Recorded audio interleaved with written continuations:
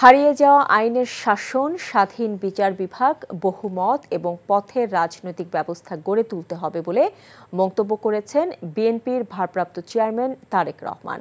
শুক্রবার এক বিজ্ঞপ্তিতে বিএনপির ভারপ্রাপ্ত চেয়ারম্যান সকল রাজনৈতিক দলকে ঐক্যবদ্ধ হয়ে প্রকৃত গণতন্ত্রের চর্চা করার আহ্বান জানান।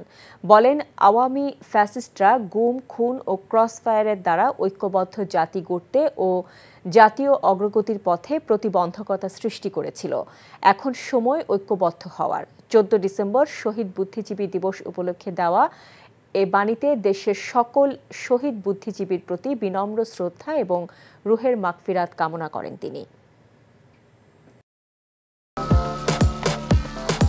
আমি অন্যদের থেকে একটু আলাদা। আমার অনেক পছন্দ, মানে আমি তোমার ছাড়া কাউরে কোনোদিন ভালোবাসিনি। এই পুকুরটা তোমাকে লিজ নেওয়ার ব্যবস্থা করে বদুল্লে চাকরিটা খাই দাও যায় না। আমি যদি সুরজ মিয়া সাইকেলের সামনে বসা ঘুরা বেড়াই, তোমার কেমন লাগবে কৌতো?